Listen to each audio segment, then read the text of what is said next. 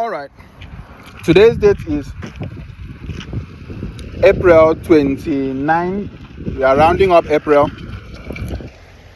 Today's date is April 29, 2025. April 29 to 29 2025.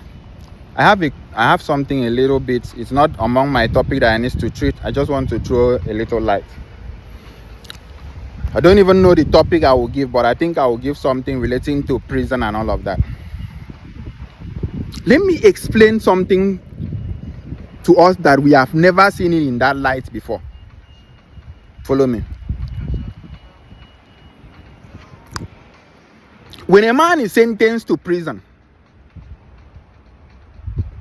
I want to tell you how a man, just follow me. When a man is sent to prison, sentenced to life imprisonment, what the government and the institutions are trying to do is that they are trying to put you in a place where you have limited options of survival. Follow me. And not just having limited options of survival. For you to survive there, you have to mentally detach from your world that you will. As human beings, all of us, we have an imagination kind of world we want to live as we are growing.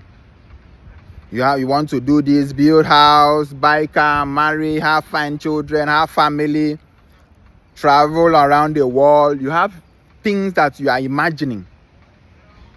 What you call your future. Good. So when you commit a crime or when something happens and then you find yourself in prison, what they are trying to do is to detach your mind from that future dream and start thinking of how you are going to survive here, your new reality. If you are in prison and you don't detach your mental being from outside, you will commit suicide there and die. In fact, depression alone will kill you.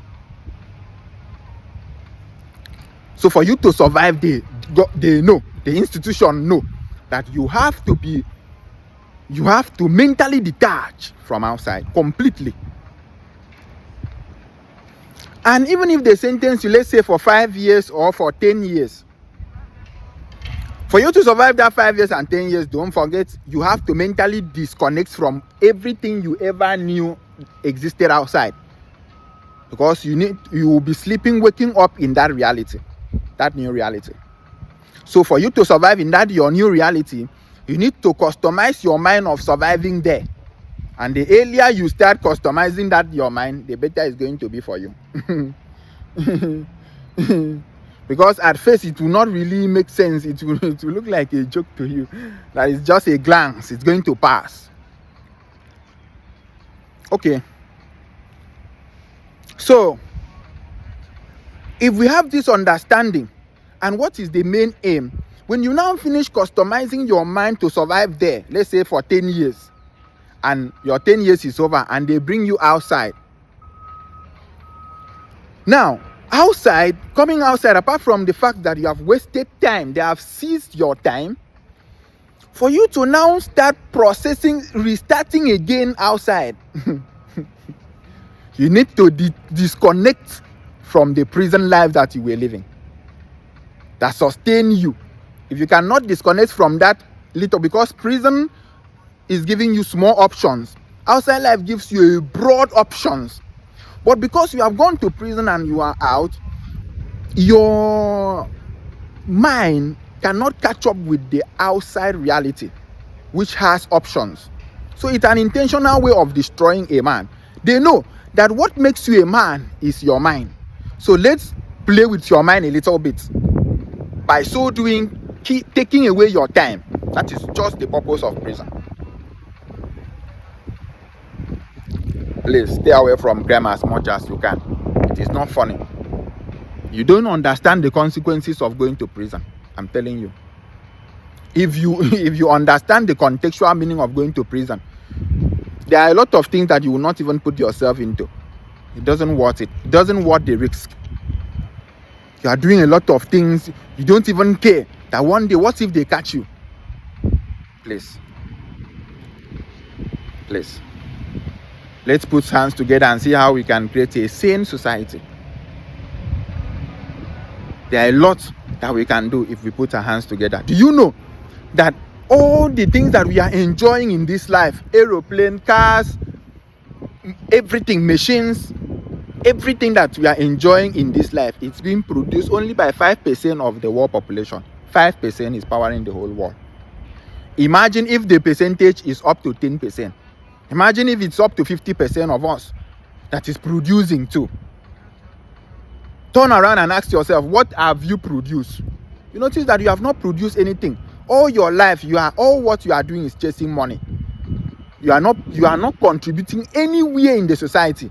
You are only using money as an exchange to be taken without producing. Until you come to the conscious understanding that what sustains you here is that you must produce something. You must, at any level of your life. At any level of your life. At the Sunday school, I was talking about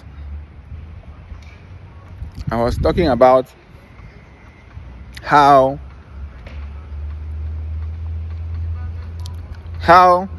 if a man wants to marry, if you go and watch this thing,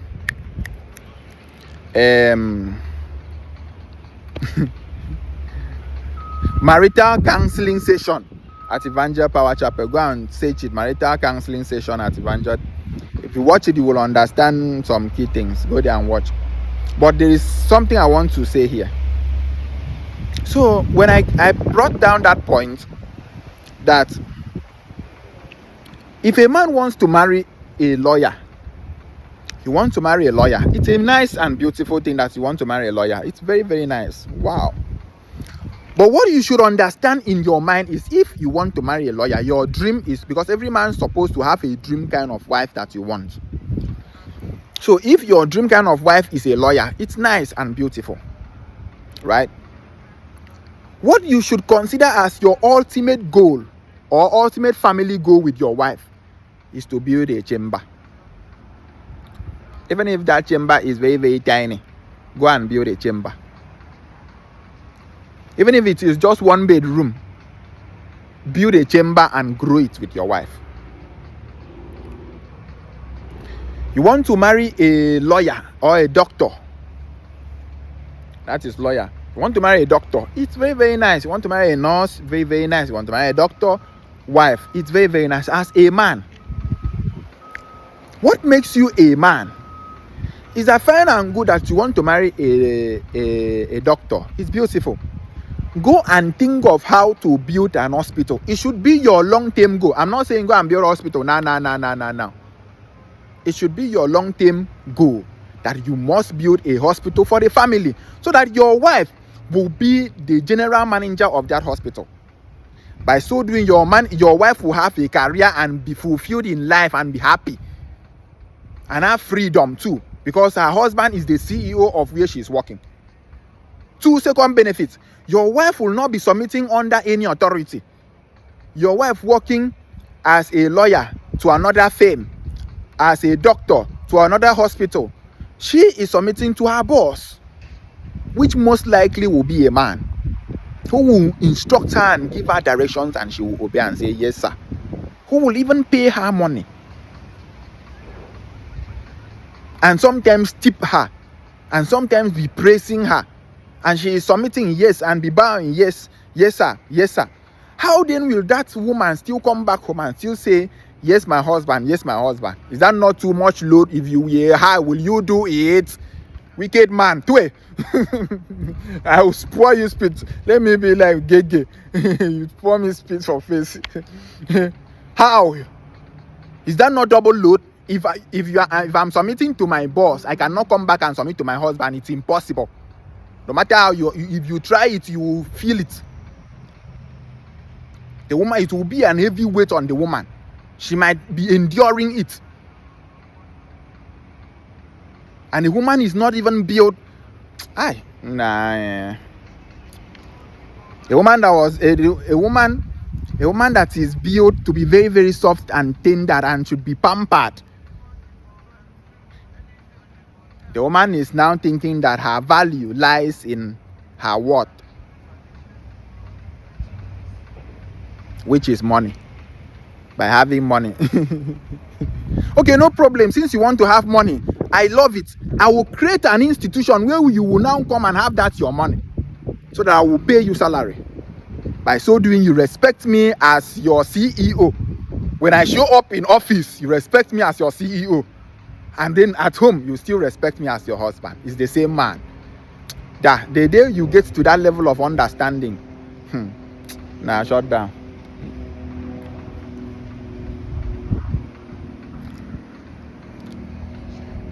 Oh, fine man. Come on. Come on. Come on. Come on. Come on.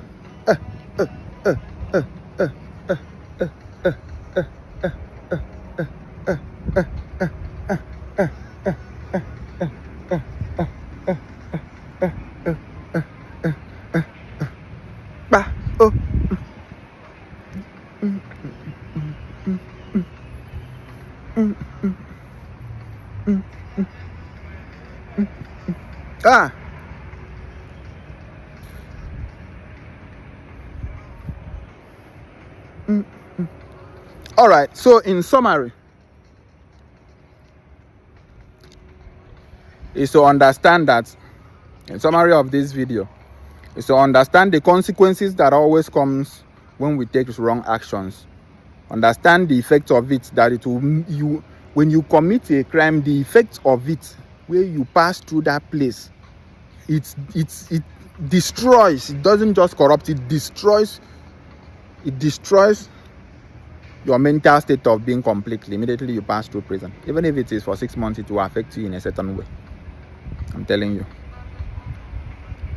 You don't understand what it means for you to be transferred to a place, and for you to survive in that place, you need to mentally put your mind there, else you cannot survive there. Depression will kill you now. How will you survive? Depression alone on its own is waiting, will kill you. So you have to mentally think of how you will survive there and align with it. And then when you come out, outside world now gives you options, but you are already rewired to one option or two options that prison was giving you mentally. So even in the outside world, that there are a lot of options, you cannot see it, because your mind is already wired to small. And then these things, if nobody is there to reconnect it again for you to wire again back to the society, it's not possible. That is why proper orientation and follow-up should be done to everybody that has passed through prison. Immediately you come out, you go through orientation where people like us can be called in to talk to you, counsel you, tell you things, rewire you again in a way that you, and do a proper follow-up self. If they have passed through that sentence, they should pass through a period of follow-up, at least 6 months to 1 year in life, and support too, because it's not going to be easy for them, and support too. If they have experienced their consequences, at least they are back. They should see how they can help them, and not to leave them for them to be struggling, not to add stigma. Oh, this person went through prison, not to add stupid stigma. You see, a black man is the cause problem of another black man. He has faced his consequences already and is coming out to the society, and the society are supposed to see how they can support him to stand, now abandon him, tagging him a stigma. Is that not a double consequences? Please, this is not good. Once they come out, you see how we can help them, and pay attention and watch if they have truly changed. Maybe them looking that when they are coming out, people are really paying attention to them, might even encourage them not to go back. Let's see how we can encourage these things in a way that it will reduce criminality in our land. Because him coming out now with little options mentality, you notice he's struggling, and he doesn't even understand anything. He doesn't even know where the war moved and stopped. All what he's doing is just imagining nonsense, and no single support or nothing. Doesn't make any sense.